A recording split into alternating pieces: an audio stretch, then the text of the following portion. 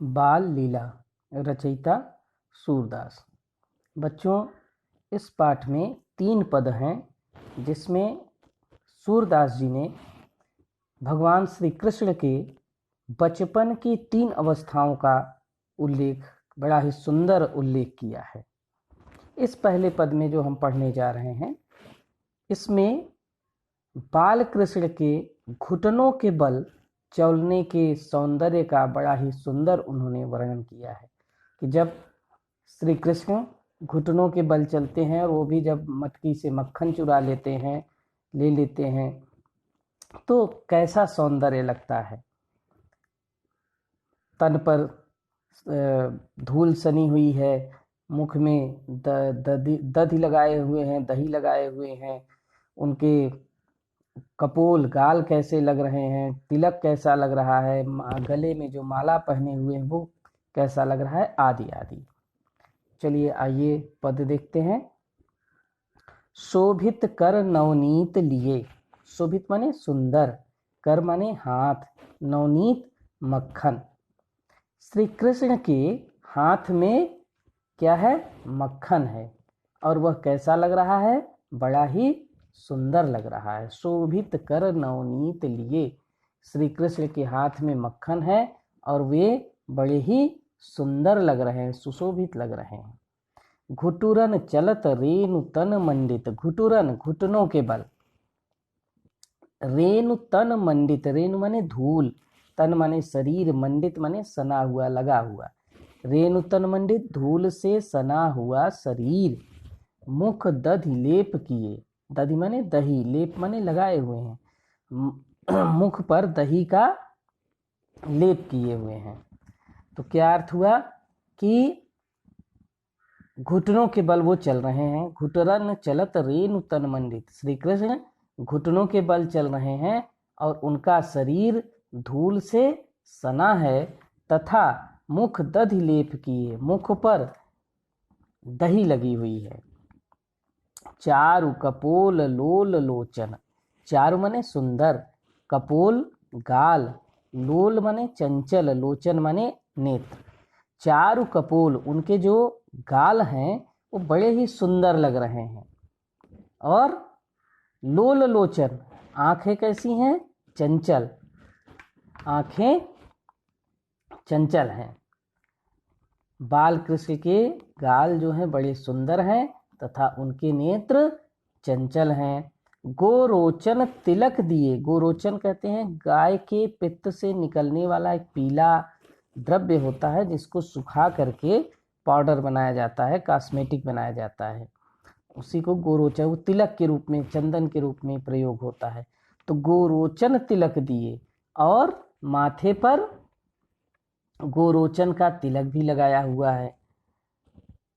लट लटकनी मनु मत मधुप गन। लट लटकनी, लट माने बालों का गुच्छा, लटकन लटक रहा है। मनु माने जैसे, मानो एज।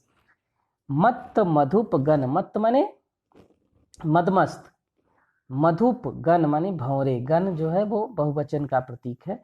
मधुप माने भंवरे, भौरा। मधुप गन भंवरे। तो लट लटकनी मनु मत मधुप गन, उनकी लटाएं नीचे लटक रही हैं और मुख पर फैली हुई हैं। लट लटकन मनु मत मधुप गन। लट लटकन, उनकी लटाएं जो है लटकी हुई हैं, नीचे लटक रही हैं और कहाँ फैली हैं? मुख पर फैली हैं। और वो कैसी लग रही हैं? कैसा सुंदर लग रहा है कि मानो मस्त भंवरे मादक रस का पान कर रहे हैं। जैसे भंवरे फूलों पर बैठ करके उसके सुंदर स्वादिष्ट रसों को निकाल करके मस्त रहते हैं, ऐसे ही लग रहा है। उनके जो बाल हैं ऐसे लग रहे हैं, वो लटक रहे हैं उनके गालों पर। जैसा लग रहा है जैसे कि भंवरे लटके हुए हैं और मादक रस का, मस्त होकर के मादक रस का पान कर रहे हैं। मादक मधु ही पिए, मस्त होकर के मधु पी रहे हैं, मादक रस का पान कर रहे हैं। कठुला कंठ वज्र के हरि नख। कठुला एक प्रकार की माला है जो बच्चों के गले में पहनाई जाती है। तो कठुला कंठ, वज्र केहरि नख, केहरि माने शेर, नख माने नाखून, वज्र माने कठोर। बच्चों के गले में शेर के नाखून की भी माला बनाकर पहनाई जाती है। तो कठुला कंठ वज्र केहरि नख, बाल कृष्ण के गले में कठुला और शेर का नाखून बहुत सुंदर प्रतीत हो रहा है। कठुला कंठ वज्र केहरि नख, बाल कृष्ण के गले में कठुला और शेर के नाखून का से कठोर नाखून जो है वो बड़े ही सुंदर प्रतीत हो रहे हैं। राजत रुचिर हिये, ये सब जो है पहने हुए उनके हृदय पर, हिये माने हृदय, राजत माने वहाँ पर उपस्थित है, रुचिर माने सुंदर। तो ये दोनों जो पहने हुए हैं माला वो उनके हृदय पर लटकते हुए बड़े ही सुंदर लग रहे हैं। धन्य सूर एको पल एहि सुख, का सतकल्प जिए। सूरदास जी कहते हैं कि श्री कृष्ण के बाल रूप का एक एक पल के लिए भी दर्शन करके धन्य सूर, सुख प्राप्त करना कैसा है? सतकल्प जिए, सतकल्प सैकड़ों, कल्प माने युग। तो उनके इस बाल रूप का एक एक पल का दर्शन करना ऐसा लग रहा है मानो सैकड़ों कल्पों के सुख से कहीं अधिक श्रेष्ठ और मनोहारी है।